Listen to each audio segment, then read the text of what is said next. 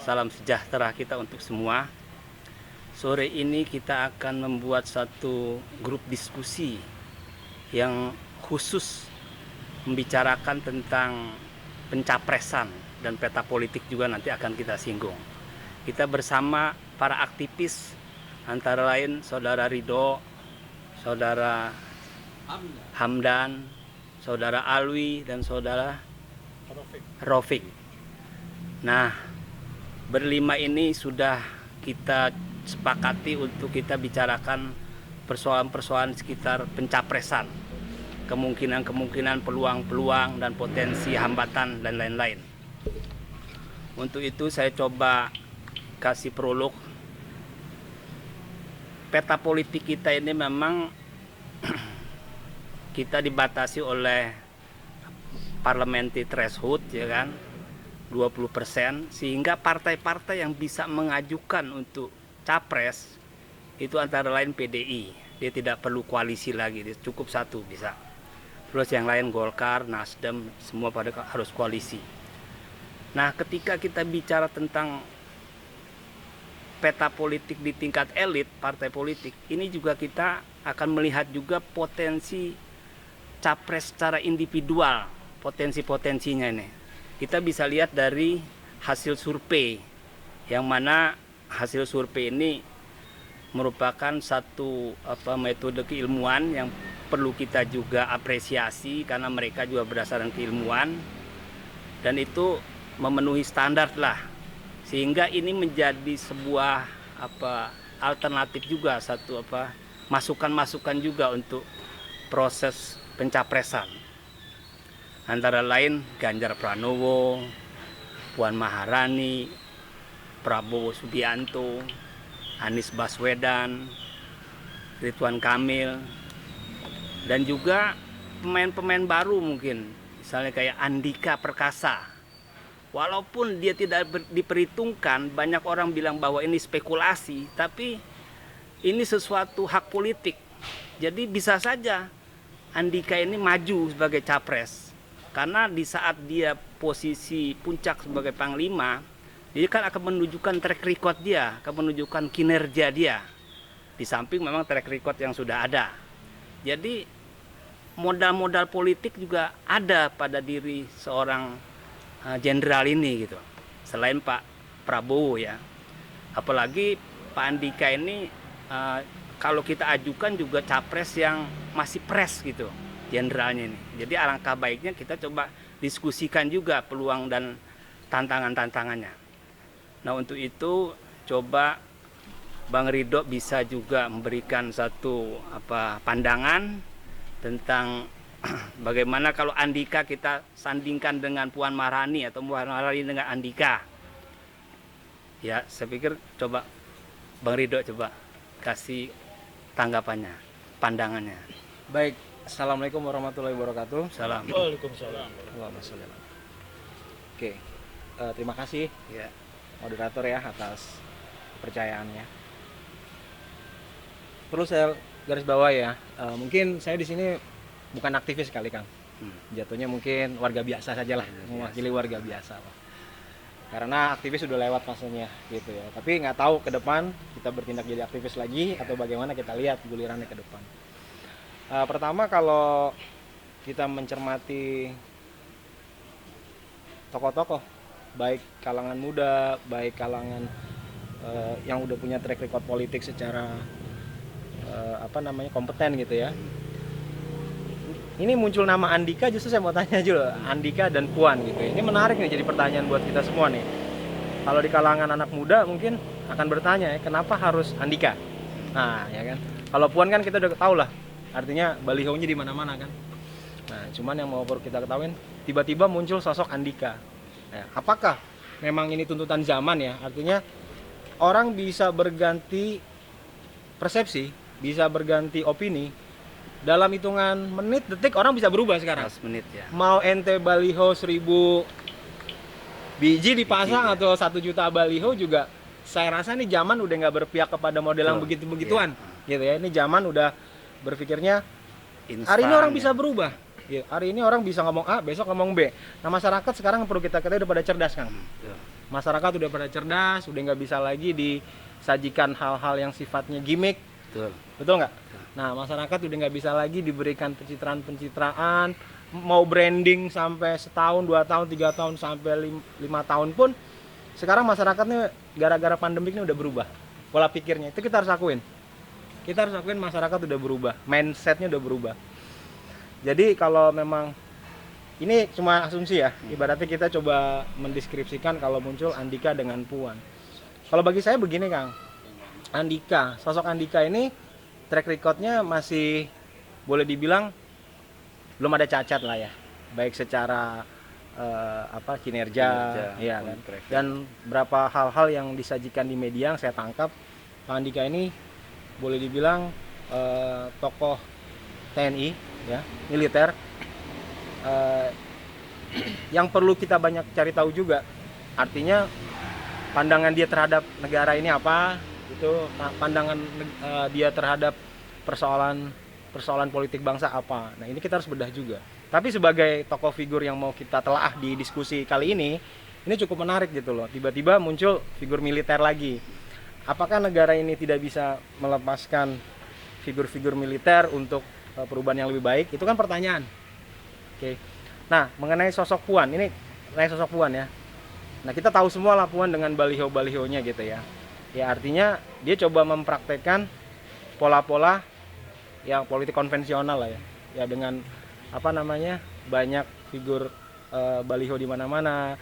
Yang kita sendiri mungkin dengan gampangnya melihat, oh pasti mau 2024 nih gitu.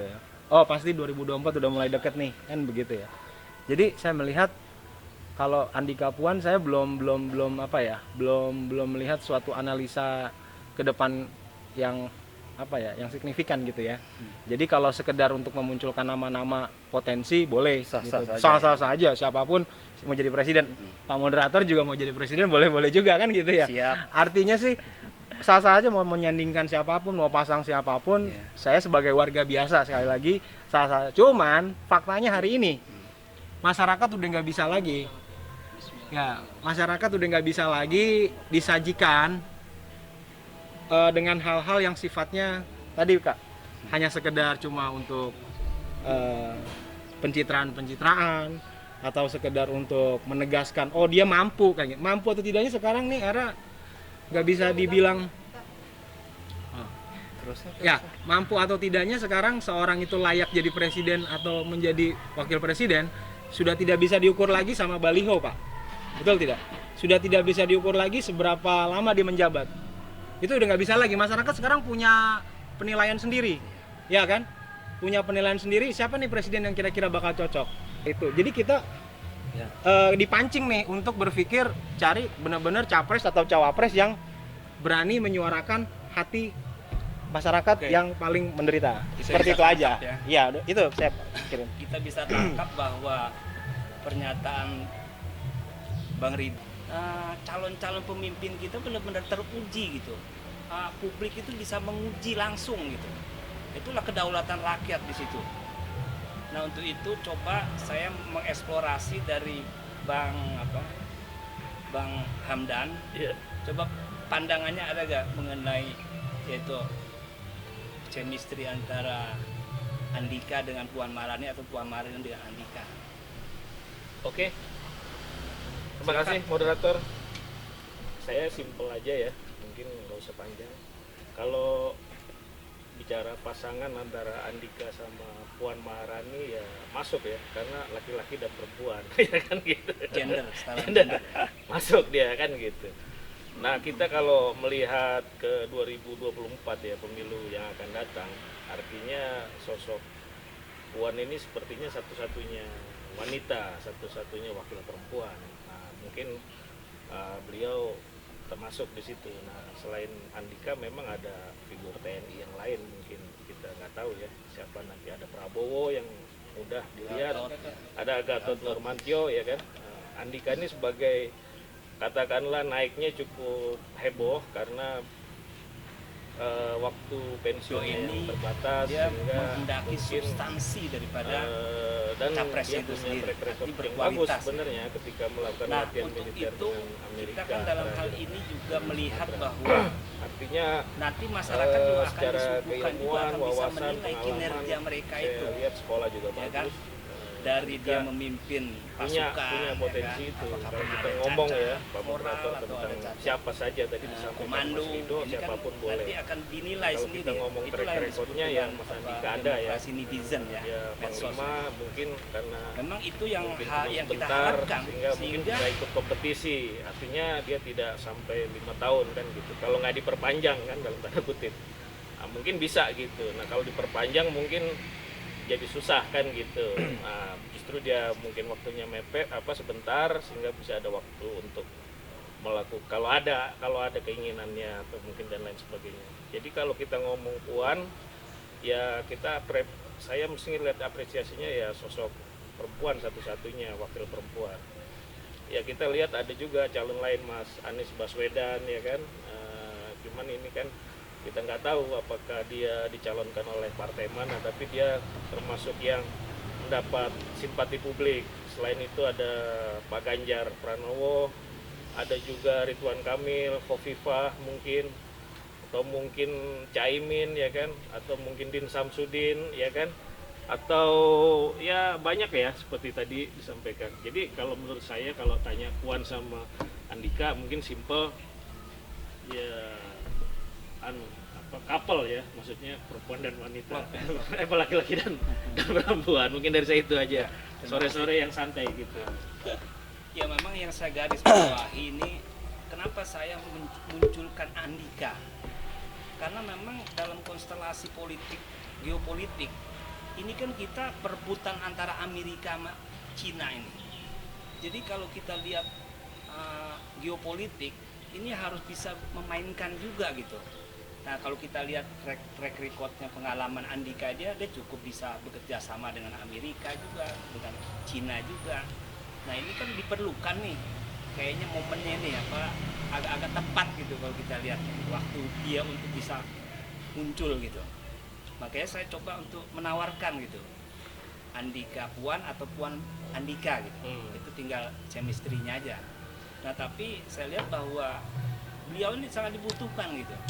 Ketika memang Indonesia perlu diperhitungkan oleh dunia, hingga dia bisa memainkan aja itu antara kekuatan-kekuatan dunia itu antara Cina dengan Amerika. Nah untuk itu coba kita eksplorasi lagi dengan Bang Rofik, mungkin pandangannya ada yang lebih jauh lagi. Silakan. Ya, terima kasih Pak Moderator. Nah, saya menganggapnya begini. Sosok Andika dan Puan atau Puan dan Andika itu dalam demokrasi sah-sah saja, ya kan. Yang terpenting kan adalah bahwa apakah kedua tokoh itu bisa menjadi representasi politik dan disukai oleh voternya, kan itu. Dan apakah ada partai politik lain lagi yang tertarik untuk mendukung dia, kan itu. Ya kan itu aja. Jadi lebih banyak partai politik dan voter 2024 yang mendukung dia mungkin akan menjadi lebih baik dalam sebuah dukungan politik. Menurut saya itu saja ya. Tapi kita juga harus melihat bahwa seorang sosok Andika juga harus kualitas kinerjanya juga harus diketahui oleh publik. Yang namanya pemilu 2024 ini kan publik harus tahu kinerja yang sudah dia lakukan dan apa korelasinya buat membangun negara kan. Ya. Kalau dari saya itu saja dulu, ya mungkin akan ada pandangan lain dari teman-teman ya. Terima kasih.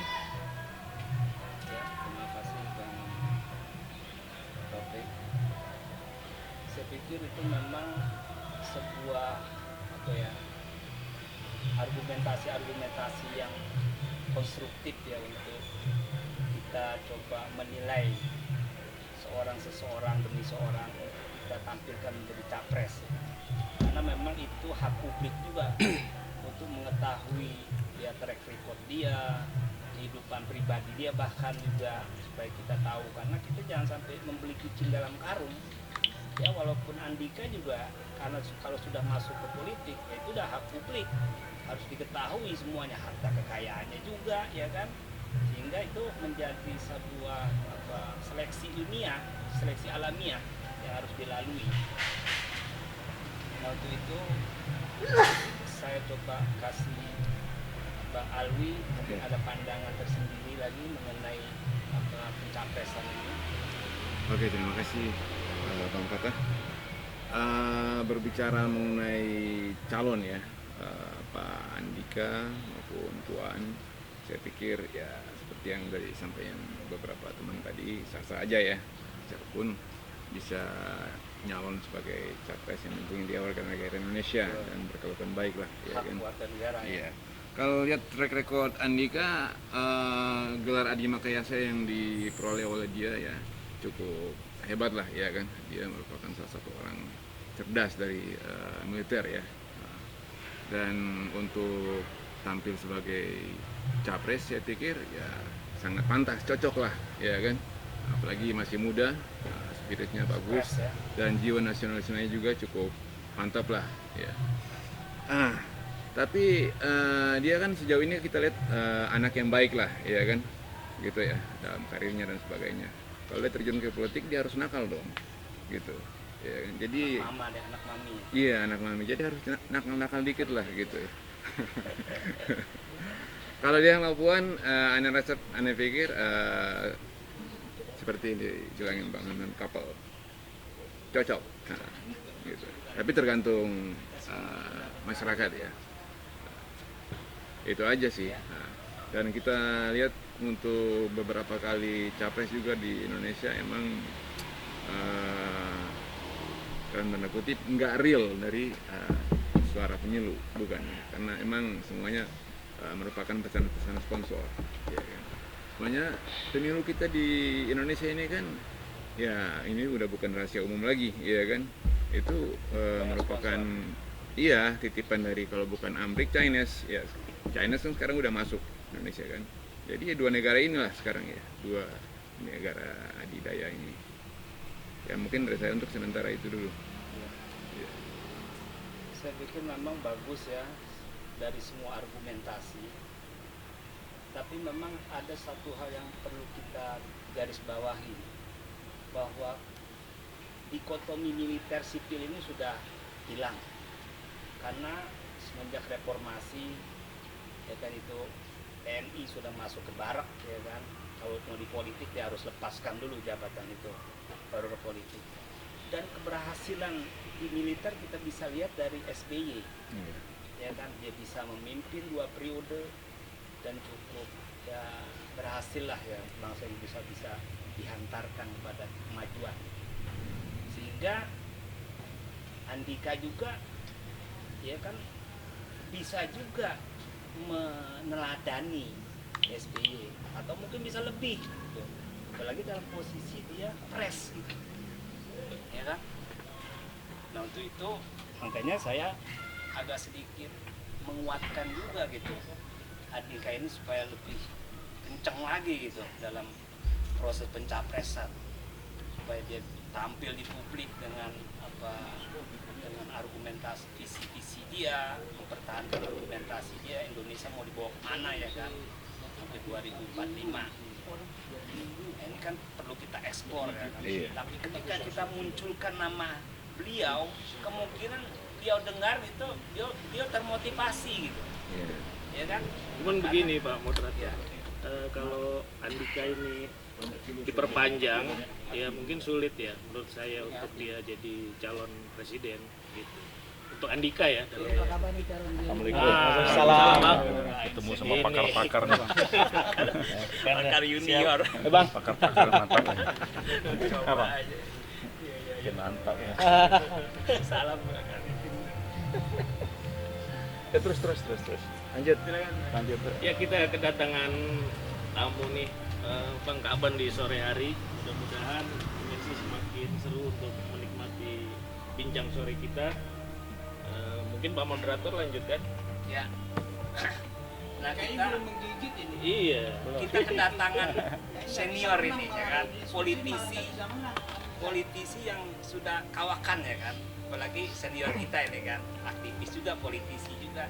Beliau ini kan pasti banyaklah pengalaman ya kan, ya talenta juga kita lihat ya kan, sehingga ini perlu kita eksplor juga ini tentang duet antara Andika dengan Puan atau Puan Andika gitu, di mana prospek-prospeknya gitu, peluang-peluangnya gitu, dan kendala-kendalanya. Nah saya pikir kita beri kesempatan kepada Bang Kaban untuk coba mengeksplorasi lah dua pasangan itu. Ya silakan Bang Kaban. Nah, iya. Kebalik. Alhamdulillah. Alhamdulillah, syukur